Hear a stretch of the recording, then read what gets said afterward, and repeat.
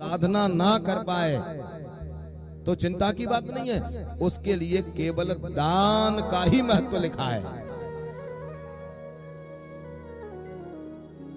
लेकिन उस दान को कलिकाल में करना बड़ा कठिन है। कभी कभी हम कोई वस्तु देते हैं, उसमें अहम नहीं होना चाहिए। अहम का भाव आते ही उसका महत्व, उसका वो पर्व, उसका वो पुण्य समाप्त हो जाता है। सुखदेव जी महाराज ने हो सके संसार की इस स्थिति को पढ़ लिया होगा, इसलिए उनको डर लग रहा है कि वेद शास्त्रों को पढ़ने के बाद भी और मुझे धन की याचना करनी पड़ेगी, इसलिए मैं विवाह नहीं करूंगा, अकेला रहूंगा तो कहीं भी खा लूंगा, कहीं भी पी लूंगा। वेद व्यास भगवान काफी प्रयास करते हैं अपने पुत्र को समझाने का, बात समझ में नहीं आई तब विचार करते हैं कि मैं भले ही कितना भी बड़ा विद्वान बना रहूं, लेकिन ये मुझे पिता की दृष्टि से देख रहा है। और पिता अगर पुत्र को समझाए तो उसकी बात समझ में नहीं आती है, और कोई गुरु समझाए तो बात समझ में आती है, भले ही पिता कितना भी विद्वान हो। जहां संबंध होते हैं वहां उपदेश का असर बहुत कम होता है। जहां संबंध होता है, जहां कोई रिश्ता होता है, वहां उपदेश का असर बहुत कम होता है।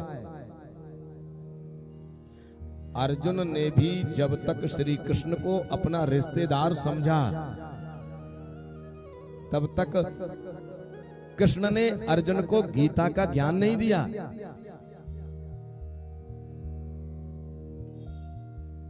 गीता का ज्ञान नहीं दिया। मेरे भाई भी हैं अर्जुन के ये श्री कृष्ण, और दूसरा श्री कृष्ण अर्जुन के साले भी लगते हैं। कृष्ण की बहन सुभद्रा, उसका विवाह अर्जुन से हुआ। और जब तक ये रिश्ता रहा अर्जुन के और कृष्ण के बीच में, तब तक श्री कृष्ण ने गीता का उपदेश नहीं दिया। भगवान जानते हैं जहां रिश्ता रहेगा, संबंध रहेगा, वहां उपदेश का असर नहीं होगा। और जब अर्जुन ने कह दिया कार्पण्य दोषोपहत स्वभाव पृच्छामि त्वाम धर्म संबूढ़ चेता यच्छ्रेयस्यान्निश्चितं ब्रूहि तन्मे शिष्यस्ते हम साधिमा त्वाम प्रपन्नम। अर्जुन जब कहता है कार्पण्य दोषोपहत स्वभाव, हे केशव, इस कायरता के दोष से मेरा चित्त अपहत हो गया है। अब मैं जान नहीं पा रहा हूं धर्म क्या है और अधर्म क्या है।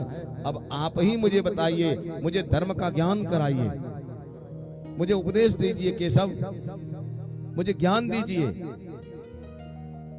भगवान कृष्ण कहते हैं अर्जुन, इस ज्ञान को तू किससे पूछ रहा है?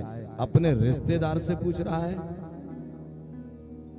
नहीं केशव, मैं रिश्तेदार से नहीं पूछ रहा हूं। तो बोले शिष्यस्ते हम साधिमा त्वाम प्रपन्नम, मैं आपका शिष्य हूं और आप मेरे गुरु हैं।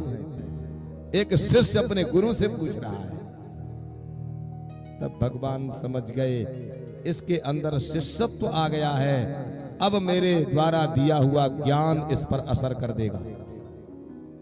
अगर ये मुझे मेरा भाई समझता या मुझे साला समझता तो मेरे ज्ञान का, उपदेश का असर इस पर नहीं होता।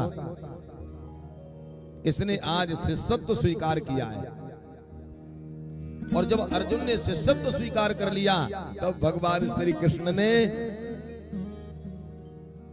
उस कुरुक्षेत्र के मध्य में, जहां हाथी और घोड़ों की वो हिनहिनाहट चिंगार हो रही है, ऐसे उस माहौल में भी 45 मिनट में गीता के माध्यम से अर्जुन को ज्ञान दे दिया। जब शिष्यत्व उसके अंदर आया, तो जहां संबंध होते हैं वहां उपदेश का असर नहीं होता है।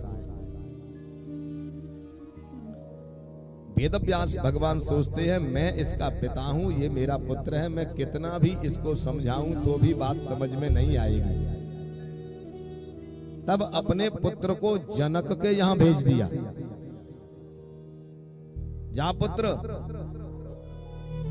जनक से बड़ा ज्ञानी तो कोई नहीं है, मैं तो तेरा पिता हूं, ठीक है, लेकिन जनक कह देंगे तो तू मानेगा। तब सुखदेव जी महाराज राजा जनक के यहां पहुंचते हैं।